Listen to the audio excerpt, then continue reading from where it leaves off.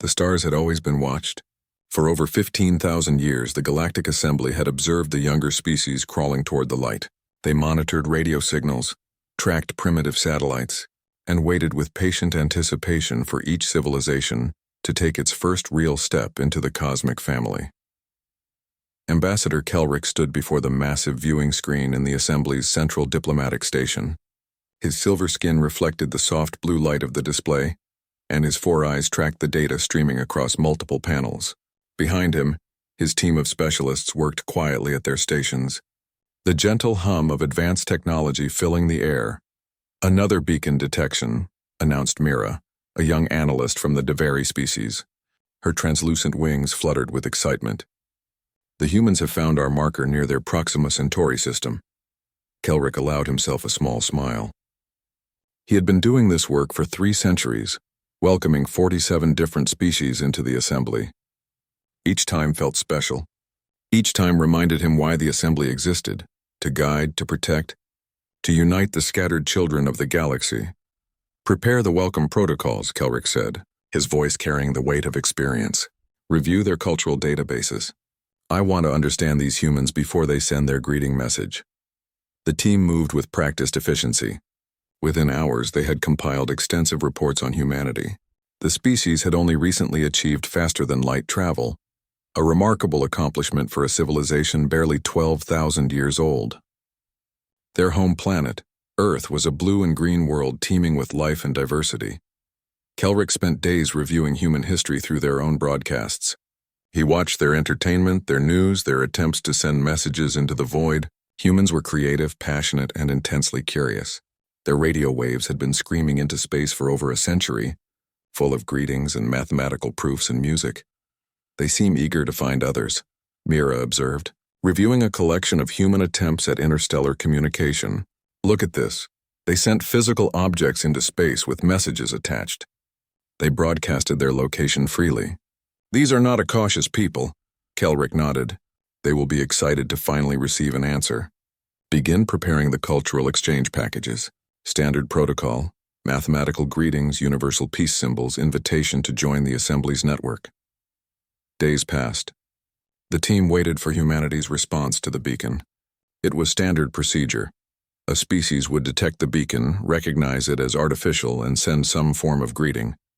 Sometimes it took weeks as they debated internally, but the message always came. Always. On the 8th day, Mira approached Kelrick with confusion in her compound eyes. "Ambassador, we have detected no transmission from human space. No message. No signal of any kind. Perhaps they need more time," Kelrick suggested. "They are newly spacefaring. They may be uncertain how to respond." But doubt crept into his thoughts. He reviewed the human broadcasts again. These were a people who talked constantly, who sent messages to empty space for decades hoping someone would hear. Why would they suddenly go silent when someone finally answered? 2 more weeks passed. The Assembly's High Council began to take notice. Director Thoran, a massive Kregoth with thick gray skin and deep-set eyes, contacted Kelrick directly. "Ambassador, this silence is unusual," Thoran rumbled. "The humans have made no attempt to communicate. Should we send another beacon? Perhaps they did not understand the first?" Kelrick considered this carefully. "Yes, place another beacon at the edge of their home system. Make it obvious. They cannot miss it." The second beacon was deployed near humanity's asteroid belt, a clear and unmistakable sign. Its quantum signature pulsed with welcome messages in every mathematical language known to the Assembly. Surely the humans would respond now. 6 hours after deployment, the beacon vanished from sensors. "Report," Kelrick demanded, his calm finally cracking. Mira's wings had stopped moving, a sign of fear in her species. "The beacon is destroyed, Ambassador. Completely destroyed. We detected weapons fire, some kind of kinetic projectile moving at near light speed. The humans targeted it deliberately." The operations center fell silent. Every member of the team stared at the screens in disbelief. In 15,000 years of the Assembly's existence, no species had ever responded to a greeting with violence. Some had been afraid, some had been slow to respond, but none had opened fire. "Perhaps it was an accident," someone suggested weakly. "No," Kelrick said quietly, reviewing the data. The tracking was precise. They calculated the trajectory perfectly. They meant to destroy it. He looked at the data streams showing Earth's radio signals, still broadcasting entertainment and communication into space, as if nothing had happened. And they have sent no explanation. No apology, no message at all. The High Council convened within hours. The Grand Chamber filled with representatives from hundreds of species, all murmuring in confusion and concern. Director Thorne called the meeting to order, his deep voice silencing the crowd. "We face an unprecedented situation," Thorne announced. "A new species has demonstrated faster-than-light capability, discovered our beacons and responded with destruction and silence. We must decide how to proceed." The debate raged for hours. Some argued for patience, others for more aggressive diplomatic efforts. The humans had violated no laws. They had destroyed objects in their own space. But their silence was deeply troubling. Ambassador Velen of the Sorrenti spoke, her crystalline voice chiming through the chamber. "Perhaps we misunderstand. Perhaps silence is their way. Some species are naturally more cautious." "No," Kelrick interrupted, drawing all eyes to him. He displayed human broadcasts on the chamber's main screen. "These humans have been shouting into the void for generations. They built monuments meant to communicate with aliens. They sent physical messages on spacecraft, hoping someone would find them millions of years in the future. They are not a silent species. They chose this silence deliberately. But why?" Mira asked from her position in the analyst section. "Why would they suddenly stop talking when they finally found what they were looking for?" No one had an answer. The council voted to send Ambassador Kelrick himself to make contact. He would take a small diplomatic vessel, unarmed and broadcasting peaceful intentions on every frequency. Surely when the humans saw that living beings wished to speak with them, they would respond. Kelrick's ship, the Peaceful Approach, entered human space 3 weeks later. It broadcast continuously. "We come in peace. We mean no harm. We wish to speak with you. Please respond." The messages went out in every human language the assembly had decoded: English, Mandarin, Spanish, Arabic, and hundreds more. The ship moved slowly, deliberately, making no aggressive actions. For 2 days there was no response. Kelrick and his small crew waited in the dark between stars, their ship a bright beacon of hopeful communication. On the 3rd day, proximity alarms screamed to life. 3 ships appeared from nowhere. They simply materialized from empty space, surrounding the diplomatic vessel in perfect formation. Kelrick stared at the displays in shock. The technology required for such precise, faster-than-light jumps should have been beyond humanity for decades. "Continue broadcasting peaceful intentions," Kelrick ordered, though his hands trembled slightly. "Do not activate any defensive systems." The human ships were unlike anything in the Assembly's databases. They were angular, brutal-looking things covered in what appeared to be weapons ports. No decorative elements, no artistic touches, pure function. "They're scanning us," the ship's pilot reported. "Multiple types of scans. They're learning everything about our ship." Then the human ships moved. With speed and precision that spoke of extensive practice, they fired. Not to destroy, Kelrick realized this immediately, but to disable. Beams of energy struck the Peaceful Approach's weapon systems, though the ship had none. They struck the engine manifolds, shutting down faster-than-light capability. They struck communication arrays, leaving only short-range systems functional. In less than 30 seconds, Kelrick's ship was helpless. "They're boarding us," the pilot said, his voice hollow with fear. Kelrick stood from his chair, straightening his diplomatic robes. "Everyone remain calm. We are diplomats. We are protected by assembly law." The airlock hissed open. Human soldiers entered. Kelrick had reviewed human military history, had seen their wars and conflicts in their broadcasts. But seeing human soldiers in person was different. They moved like water, like shadows, each one covering the others in a dance of tactical precision. Their weapons were raised, but not firing. Their faces were covered by dark helmets that revealed nothing. The lead human, identified by different markings on the armor, approached Kelrick directly. The helmet retracted, revealing a human face. Dark skin, sharp eyes, and an expression of complete calm.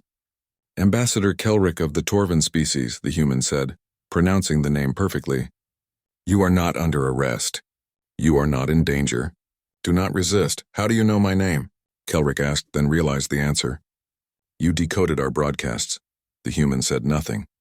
The soldiers moved through the ship with frightening efficiency. gathering the crew in the central chamber. Other humans accessed the ship's computer systems, copying everything. "Please," Kelrick said, trying to maintain diplomatic composure. "We came to talk. We mean you no harm." "Why are you doing this?" The human commander looked at him for a long moment. "You entered our space uninvited. You placed objects in our territory. You assumed much. We were greeting you. This is how first contact works. We have done this for 15,000 years with thousands of species. That," the human said quietly, "is part of the problem." The humans worked for 3 hours, taking everything, every file, every database entry, every scrap of information about the assembly. They treated the crew with strange courtesy, offering water and ensuring no one was injured, but they were absolutely thorough. Before they left, the human commander stood before Kelrick one final time. "We are releasing you unharmed. You will leave our space immediately. You will not return. You will not send more beacons, more ships, or more messages. This is your only warning." "But we just want to talk," Kelrick pleaded. "We want to welcome you to the galactic community." The human's expression remained unreadable. "No, you want us to join your assembly. We've reviewed your protocols. We understand what you offer. We're not interested." "You don't understand." "Ambassador," the human interrupted, and for the first time Kelrick heard emotion in the voice. It was not anger. It was pity. "We understand perfectly. Now leave. Don't make us ask twice." The humans departed as efficiently as they had arrived. The Peaceful Approach's engines came back online, just enough to limp out of human space. Kelrick sat in his chair, staring at the empty displays where the human ships had vanished once again into impossible stealth. His communications officer, a young Torvan named Pellis, spoke with a shaking voice. "Ambassador, they moved like they've been fighting wars for centuries. They weren't afraid of us at all." Kelrick thought about the human soldiers, their perfect discipline, their complete confidence. He thought about their technology, advancing impossibly fast. Most of all, he thought about their silence, speaking only when necessary, revealing nothing, watching everything. "No," Kelrick said quietly.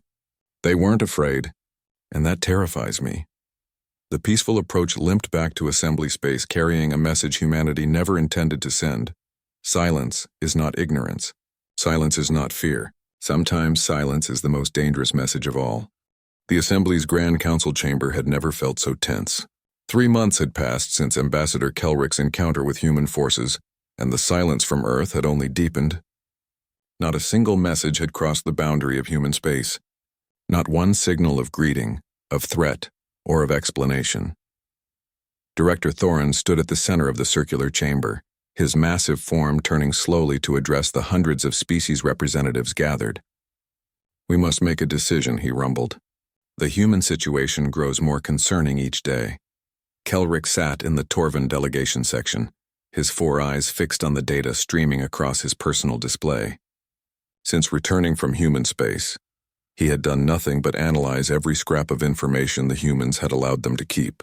More troubling were the things the humans had taken. Every database about assembly technology, every diplomatic protocol, every piece of information about member species and their capabilities. Ambassador Velen's crystalline voice chimed through the chamber. "Perhaps we are overreacting. One species wishes isolation. Is that not their right?" "It's not the isolation that concerns me," Kelrick replied, standing to address the council. "It's the preparation. Show them." The central display changed, showing intercepted radio transmissions from Earth. Mira, who had become Kelrick's primary analyst on human matters, had spent 3 months decoding human communications. What she found had turned concern into something approaching fear. "These are civilian broadcasts," Mira explained, her wings completely still, a sign of deep unease in her species. Human news reports, public announcements, even their entertainment. 3 months ago, humanity was divided into nearly 200 separate nations. They fought wars against each other. They competed for resources. They argued about everything. The display shifted, showing more recent broadcasts. "Now look, 2 weeks after our first contact attempt, they formed a unified planetary government. Every nation, every faction, every former enemy came together. And they have said publicly and repeatedly exactly why: to face the alien threat." Murmurs rippled through the chamber. "They see us as a threat?" someone asked. "They call us the visitors or the watchers." Mira continued. Never by friendly names. Their news broadcasts speak of unity against external danger.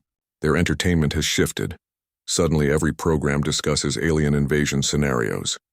This is deliberate. They are preparing their entire population psychologically. Kelrick pulled up additional data, but it's not just psychological. We've intercepted coded military communications.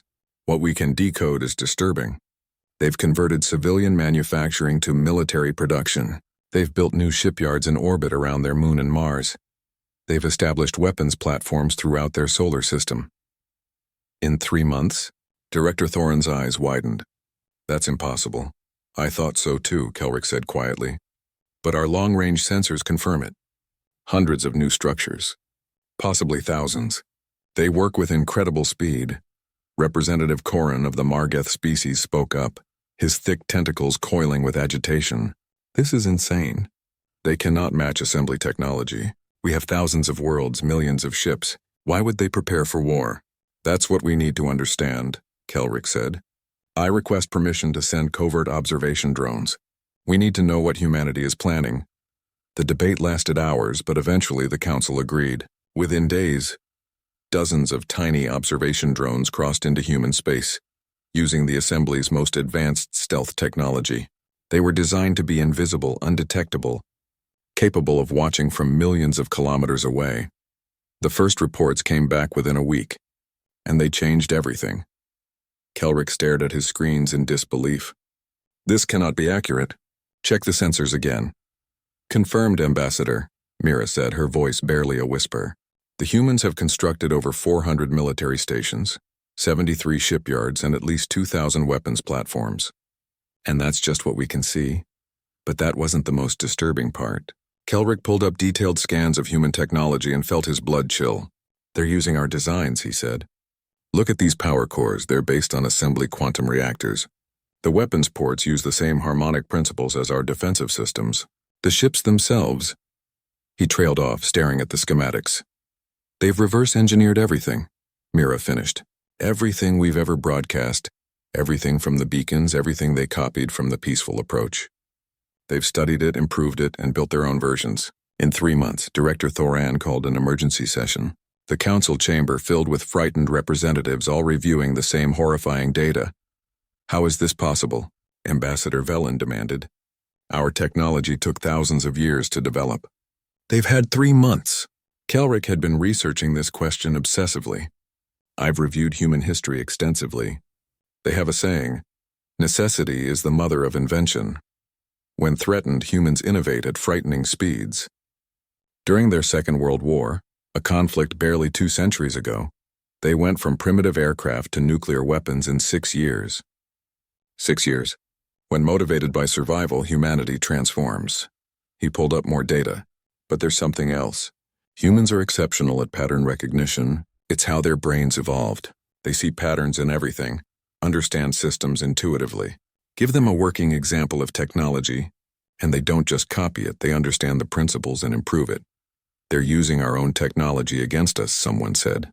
Not exactly, Mira corrected. They're using the principles but adapting them. Look at this ship design. It uses our FTL physics but arranged in a completely different configuration. They've made it more efficient somehow. And this weapons array. It's based on our particle beams, but they've modified the frequency modulation. Specialist Iran, an expert in comparative sociology, requested to speak.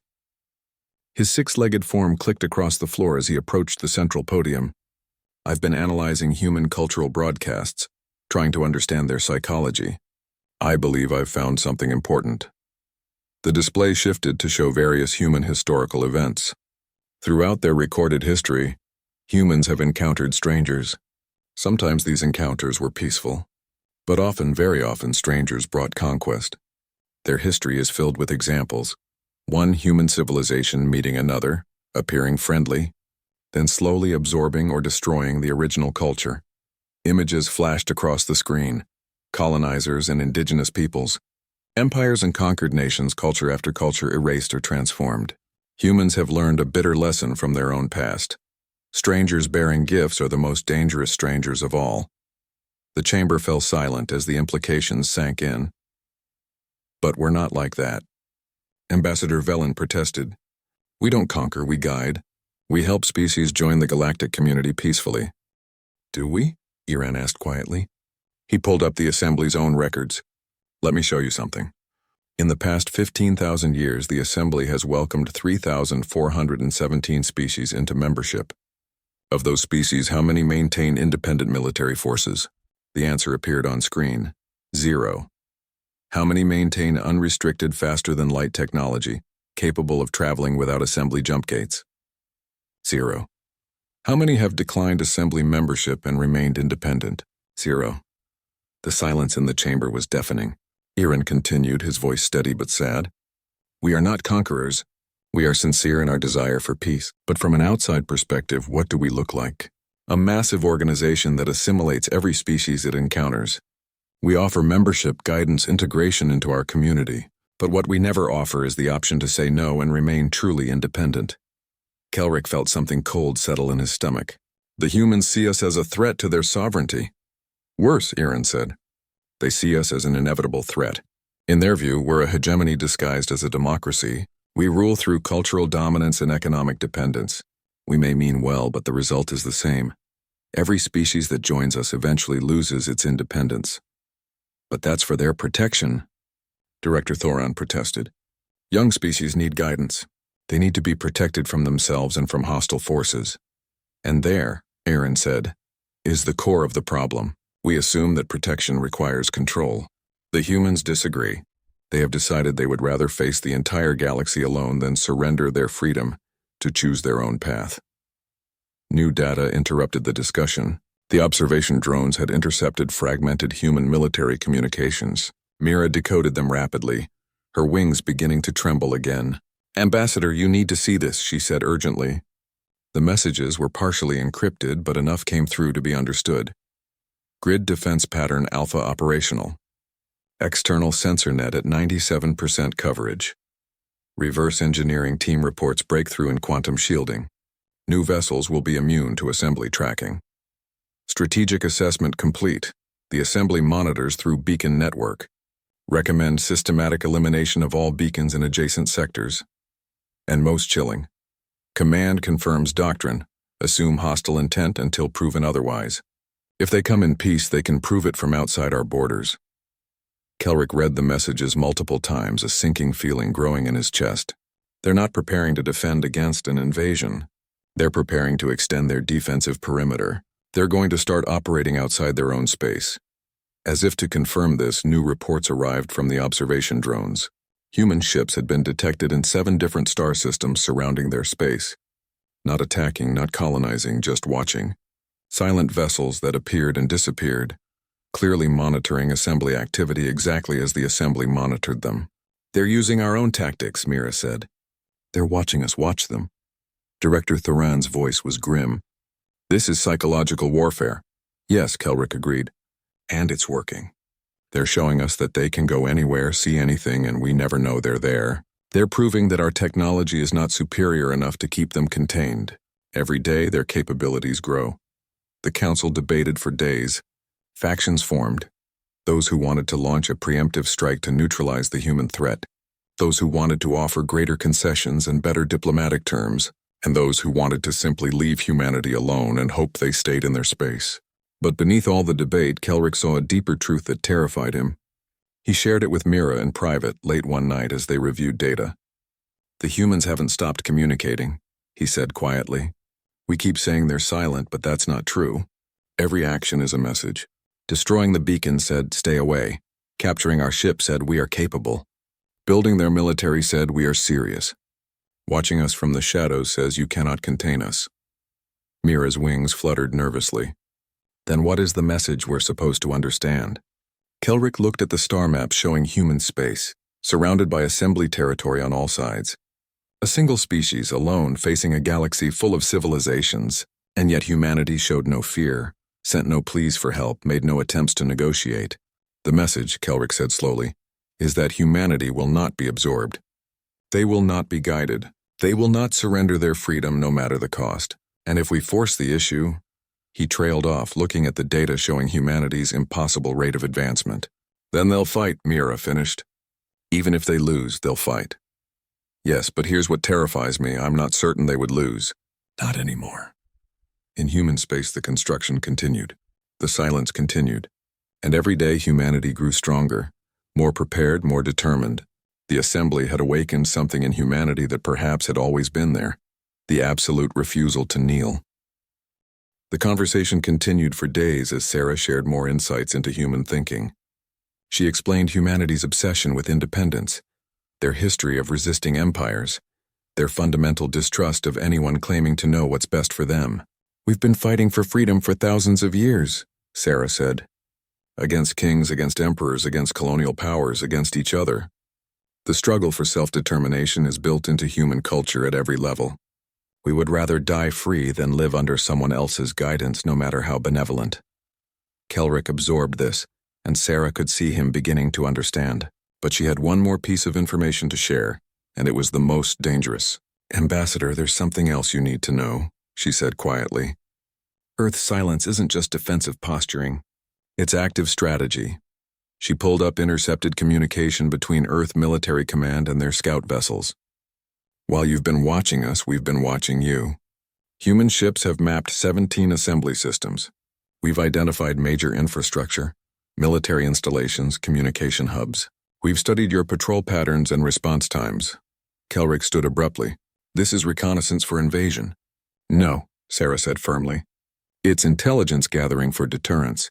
We're showing you that we can reach anywhere, gather information, and disappear. We're proving that containment is impossible. It's psychological warfare, yes, but it serves a defensive purpose, making you too uncertain of our capabilities to risk conflict. She showed him more data, including analysis that made her stomach churn with fear. Our military planners have war-gamed various scenarios. If the assembly attacks Earth directly, we lose. We know this, but they've calculated that we could destroy or cripple at least 40% of assembly military infrastructure before we fall. 40%, Ambassador. The economic damage would be catastrophic. It would take the assembly decades to recover. You're threatening mutual destruction, Kelrick said, his voice hollow. Yes, because it's the only deterrent we have that you'll respect. You won't attack us if victory costs too much, even if you'd eventually win.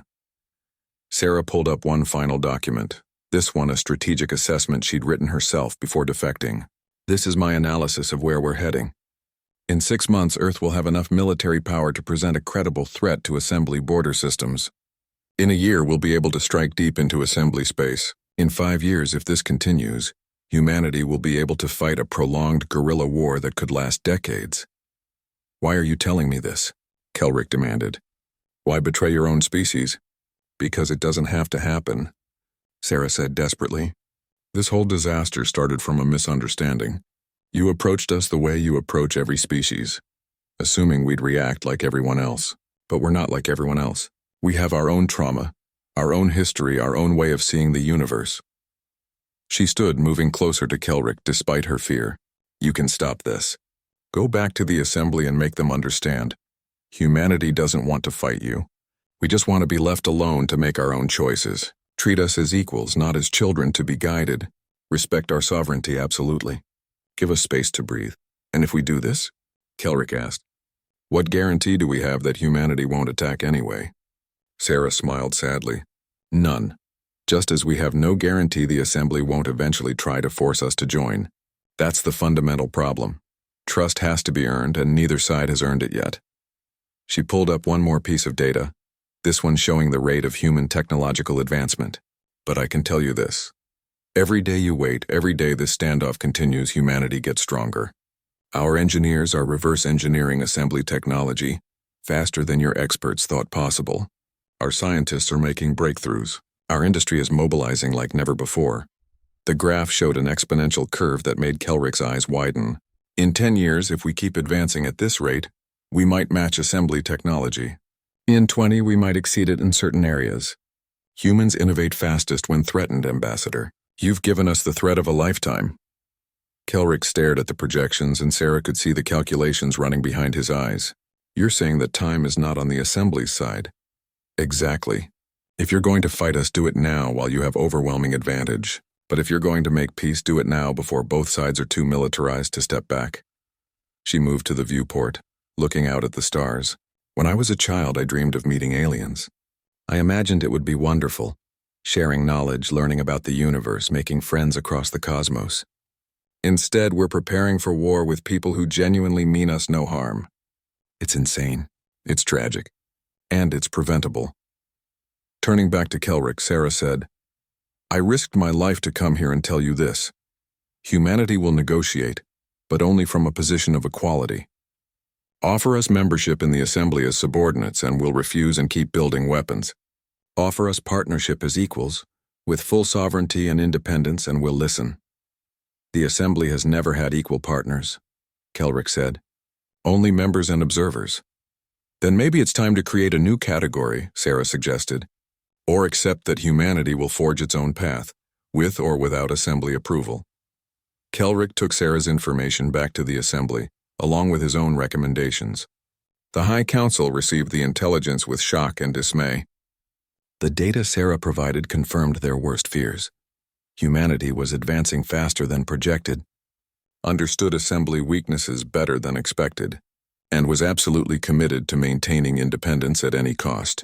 But Sarah had also provided something else, a path forward, a way to de-escalate. The question was whether the Assembly had the wisdom to take it. The Assembly's High Council chamber had never been so divided. For 3 days they had debated Sarah Chen's information, argued over projections and strategies, and watched their unity crumble under the weight of fear and uncertainty. Director Thoran stood at the center, his massive form showing signs of stress. His gray skin had darkened, a biological response to sustained anxiety in his species. Around him, representatives shouted, argued, and demanded action. We must strike now, bellowed Representative Corin, his tentacles coiling aggressively. Every day we wait, the humans grow stronger. Dr. Chen's data proves it. They're reverse engineering our technology at impossible speeds. In a year, they'll be too powerful to contain without massive casualties. Contain? Ambassador Velen's crystalline voice cut through the noise with sharp clarity. Listen to yourself. When did we become an organization that contains species? We are supposed to welcome them, not imprison them. This is different, Corin shot back. The humans have made themselves a threat. They've militarized their entire civilization. They've rejected every peaceful overture. They're planning for war with us. Kelrick stood, his 4 eyes scanning the chamber. They're planning for war because we gave them reason to. Dr. Chen made that clear. We approach them the same way we've approached 3,000 other species, never considering that humanity might have different needs, different fears, different history. So we're to blame for their aggression? Someone called out. Yes, Kelrick said firmly. We are, not for malice, but for arrogance. We assumed our way was the only way. We assumed that what worked for 3,000 species would work for the 3,001st. We were wrong. Mira, now recognized as the Assembly's primary human expert, projected new data across the chamber's displays. I've spent the last week analyzing everything we know about humanity, including Dr. Chen's defection itself. I've found something important. The displays showed patterns in human culture, repeated themes across their history. Humans have a concept they call the underdog. It appears in their stories, their culture, their entire worldview. They admire and identify with those who fight against overwhelming odds. Their heroes are rarely the powerful. They're the ones who resist power. She pulled up human mythology, literature, and popular entertainment. Stories of small groups defeating empires, of rebels overthrowing tyrants, of individuals standing against systems. This is the lens through which humanity views us. We are not the good guys in their story. We are the empire. We are the overwhelming force that the plucky rebels must resist, but that's insane, someone protested. We're trying to help them. Are we? Specialist Iron stepped forward, his 6 legs clicking on the floor. I've been reviewing Dr. Chen's analysis of our own behavior. She's right. We've never had a truly independent species in the Assembly. Every member has surrendered significant sovereignty in exchange for our protection and technology. He displayed the statistics again, but this time with additional context. When we offer membership, we present it as the only option. We don't say you can join or remain independent. We say you can join or remain isolated. We control the jump gates. We control access to interstellar trade. We control the communication networks. A species that refuses membership is effectively cut off from the galaxy. That's not force, Director Thorin argued. That's just the way things work. It's economic coercion, Iran countered. Perhaps unintentional, but coercion nonetheless. And humanity has recognized it. That's why they're building their own FTL drives, their own communication networks, their own everything. They're ensuring they don't need us. The debate continued, but it was interrupted by urgent news from border stations. New reports showed human activity had expanded dramatically. An intelligence officer, a Deveri named Kesslin, presented the findings with trembling wings. Honored Council, our observation drones have detected a massive increase in human construction. They've established forward bases in 14 star systems beyond their original territory, all of them uninhabited, but all of them strategically positioned along assembly trade routes. The chamber erupted in chaos. This is an act of war. They're preparing invasion routes. We must respond immediately. Kelrick studied the data carefully, and something didn't add up. These bases aren't positioned to attack anything. Look at their orientation, their defensive installations. They're creating a buffer zone. A buffer zone that includes systems we've used for 3,000 years, Corin growled. This is territorial expansion. No, Mira said, understanding dawning in her eyes. This is deterrence. They're pushing their defensive perimeter out so they have warning time if we attack. And they're doing it in uninhabited systems so they're not actually threatening anyone. They're just claiming empty space. She pulled up communications intercepts. Look at this. Human public broadcasts explaining the expansion. They're calling it strategic depth. They're telling their own population that these bases ensure Earth can't be attacked without warning. Sarah Chen's voice came through a secure channel they'd established. She was still aboard Kelrick's ship, having been granted temporary asylum.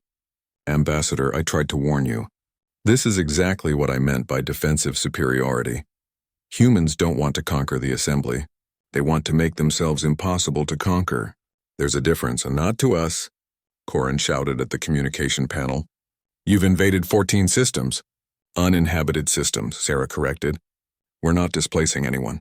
We're not attacking anyone. We're just ensuring that if you decide to attack us, you'll have to cross a lot of empty space first. Space where we'll see you coming. Director Thorin's voice was heavy with resignation. So we're in a stalemate. We cannot attack without suffering unacceptable losses. They cannot expand without provoking us. And neither side trusts the other.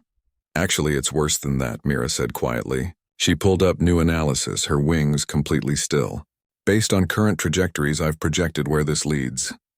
The display showed timeline simulations. In 6 months, human technology would match assembly standard in several key areas. In a year, human defensive capabilities would make any attack prohibitively costly.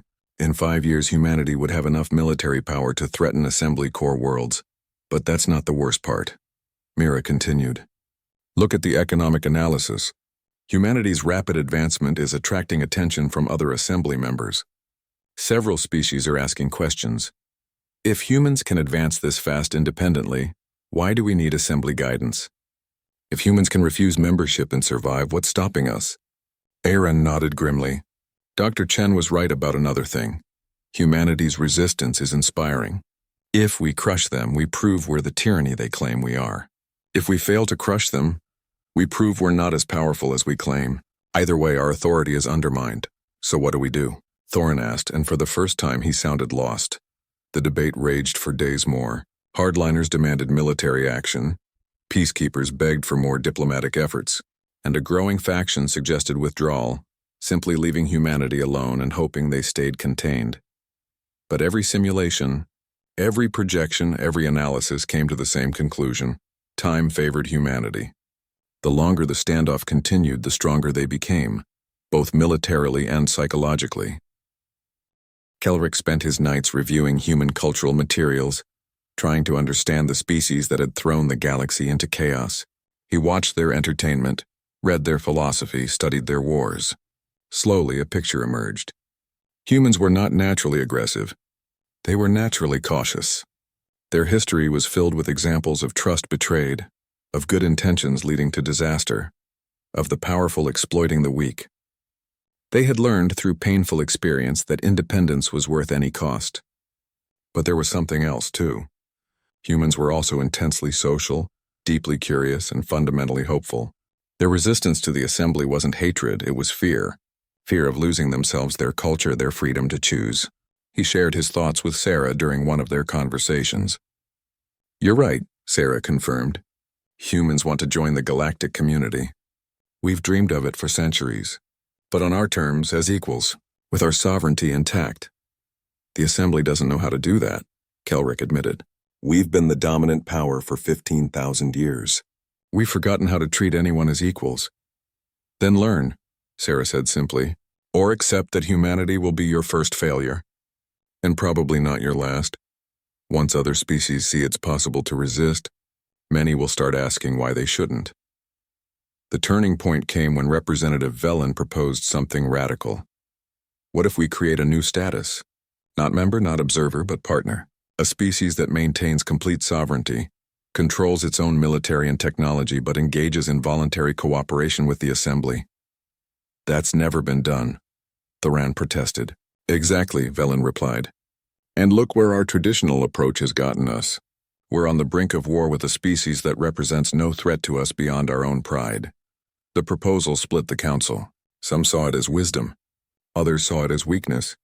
But before they could vote, new intelligence arrived that changed everything. Kesslin burst into the chamber, his wings beating frantically. "Honored Council, the humans are broadcasting a message to everyone."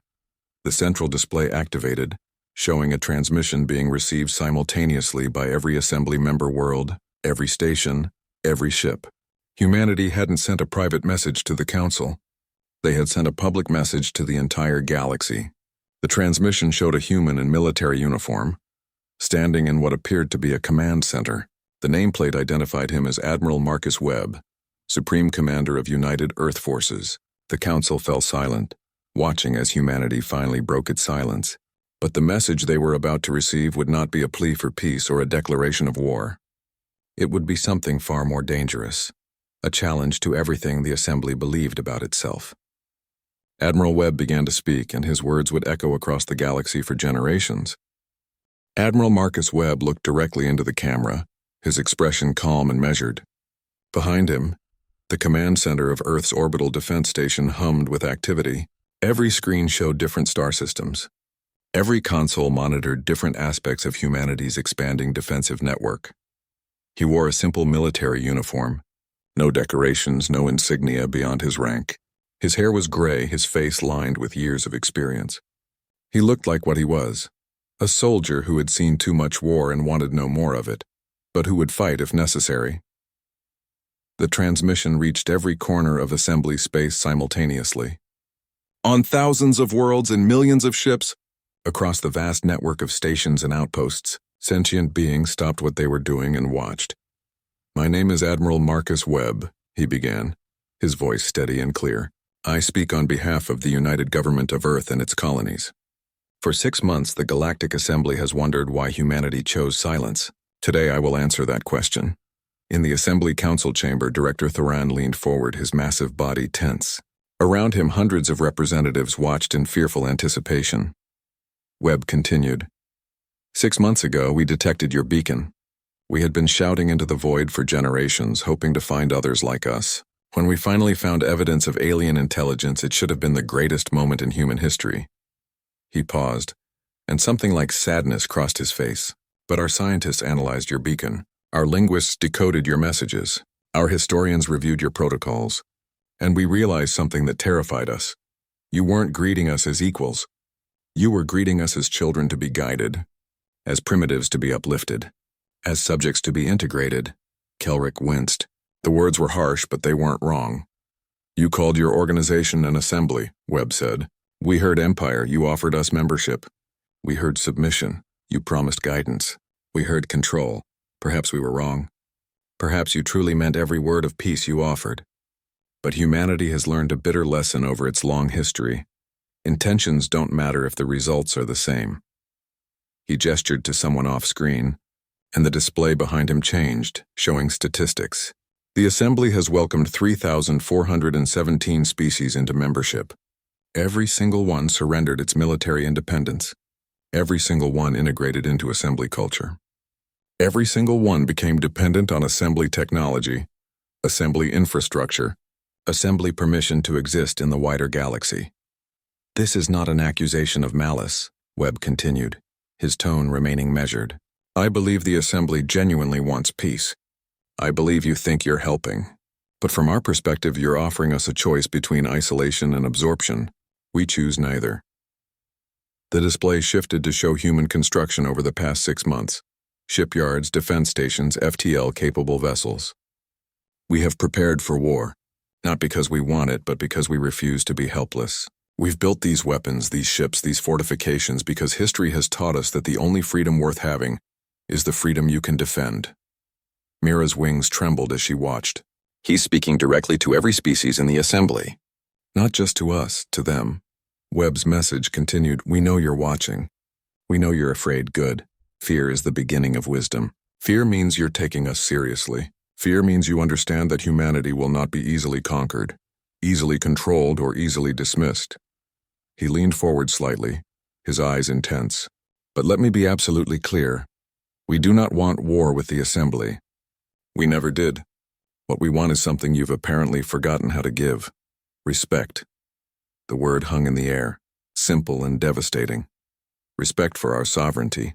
Respect for our right to make our own choices, even bad ones. Respect for our culture, our independence, our determination to forge our own path.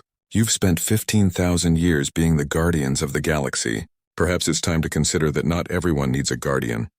Director Thorin's voice was barely a whisper. He's challenging our entire purpose. Webb pulled up more data showing assembly member species. I'm not just talking to the assembly's leaders. I'm talking to every species listening to this transmission. Ask yourselves, when did you last make a decision without assembly approval? When did you last develop technology independently? When did you last tell the assembly no and have that answer respected? In the chamber, Kelrick saw representatives shifting uncomfortably. Webb was striking at the heart of the assembly's legitimacy, and doing it publicly where every member species could hear. Humanity offers an alternative, Webb said. Not conquest, not rivalry, partnership. We're willing to engage with the assembly and its members as equals. We'll share technology through voluntary exchange, not mandatory integration. We'll cooperate on mutual interest without surrendering our independence. We'll prove that species can work together without one dominating the others. He paused, letting that sink in. But this requires the assembly to accept something it has never accepted before, our right to say no. Our right to maintain our own military, our right to develop our own technology, our right to choose our own path, even if it differs from yours. The terms appeared on screen, clear and non-negotiable. 1. Recognition of human sovereignty over our claimed territory. No assembly ships, stations, or personnel without explicit invitation. 2. Voluntary technology and cultural exchange based on mutual consent, not dependency. 3. No requirement to adopt assembly protocols, join assembly institutions, or integrate into assembly culture. 4. Recognition of humanity's right to maintain independent military forces and unrestricted FTL. Capability 5. Formal recognition that saying no to assembly membership does not make us enemies or threats. Webb's expression remained calm, but his next words carried steel. These are not negotiable. We will not compromise on our sovereignty. We will not surrender our independence.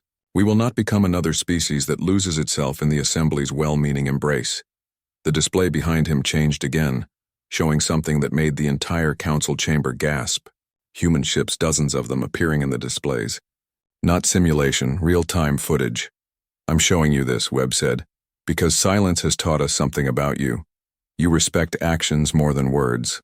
So let me demonstrate what humanity has achieved in 6 months of preparation. The footage showed human vessels appearing in orbit around major assembly worlds. Not attacking, not threatening, just appearing. The implications were staggering. Humanity had infiltrated assembly space completely, had positioned ships around their most important planets, and had done so without being detected. Keslin's wings had stopped moving entirely, frozen in shock. They're in orbit around the Council homeworlds. All of them. Right now. Webb's voice remained steady. These ships are unarmed. They carry no weapons, no hostile intent. They're here to deliver this message and nothing more. But they prove a point.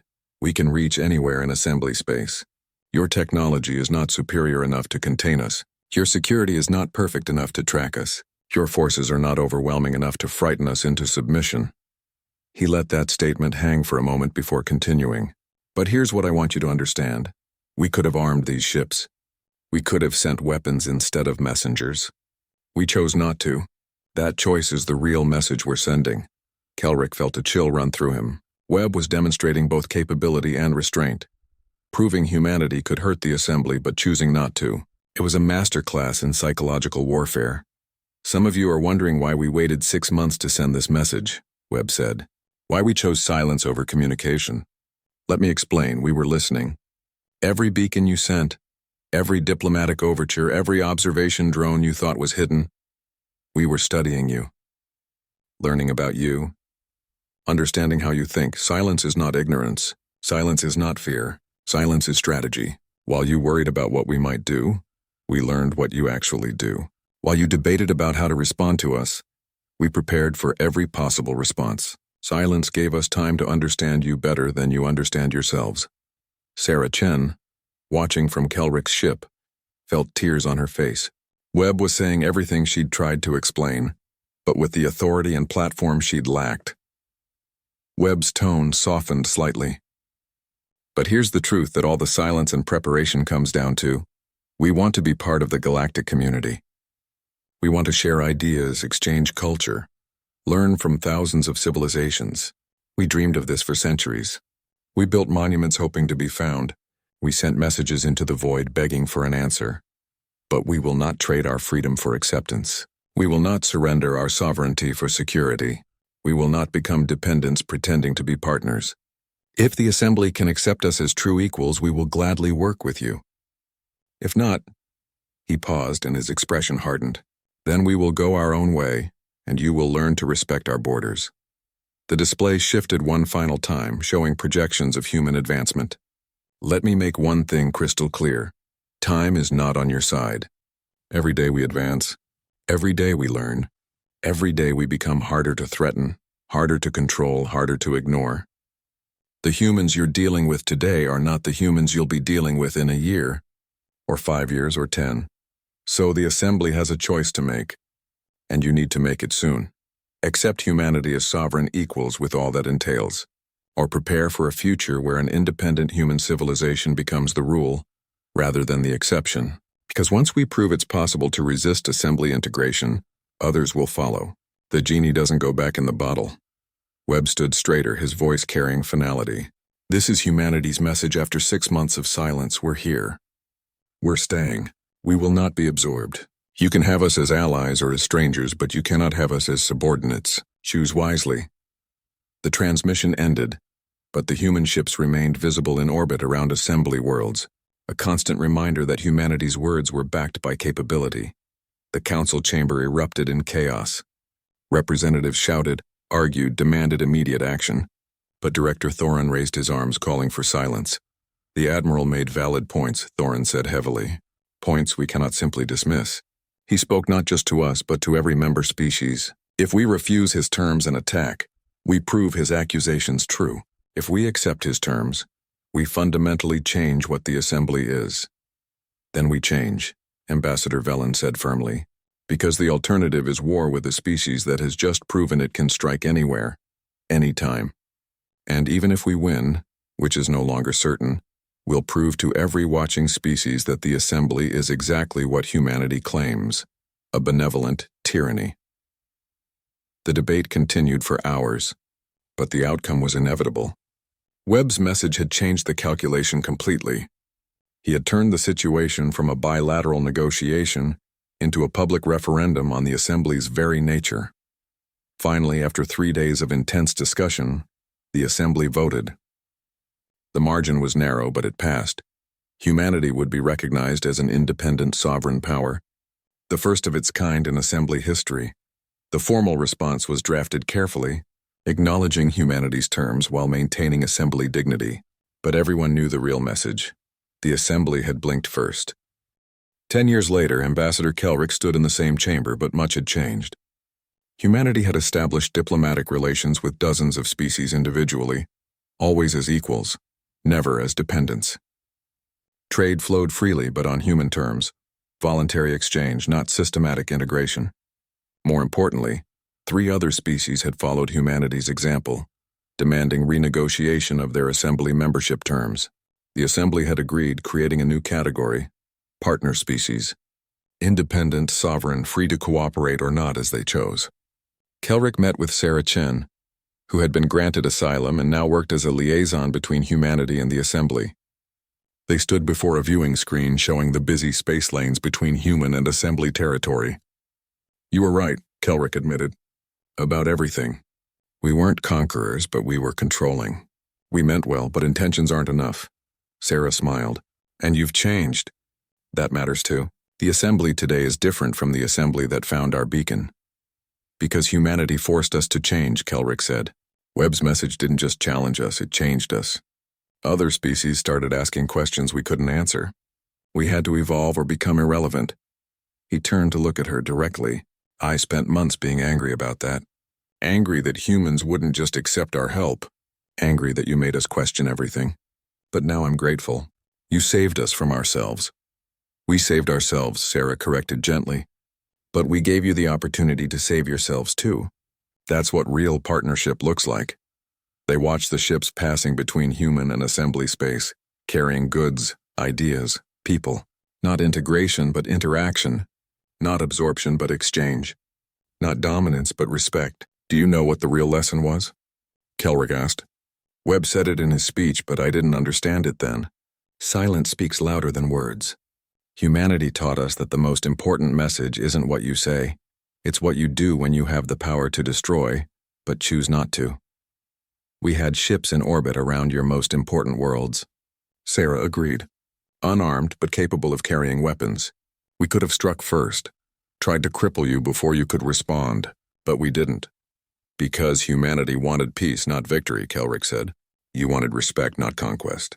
You proved it by showing restraint when you could have shown force. That's the message that changed everything." Sarah looked out at the stars, thinking about the long road that had brought them here. From silence to understanding, from fear to respect, from the brink of war to this cautious but real peace. "You know what I think about sometimes," she said. "What would have happened if we'd just responded to that first beacon with a friendly hello? If we'd trusted you, integrated into the assembly, given up our independence? We'd have lost ourselves, maybe slowly, maybe kindly, but we'd have lost what makes us human. And the assembly would have lost the chance to become something better." Kelrick added, "Sometimes the best thing a friend can do is refuse to let you make their choices for them." They stood in comfortable silence, watching the future unfold between the stars. Humanity had waited for a message of welcome and heard a threat. The assembly had waited for a message of greeting and heard nothing. But in that silence, both sides had found something more valuable than easy friendship. Mutual respect earned through strength, tempered by restraint, and confirmed by choice. The galaxy had learned a new lesson, one that would echo through the ages. Sometimes silence is not empty. Sometimes it's full of meaning, pregnant with possibility, waiting for the right moment to speak.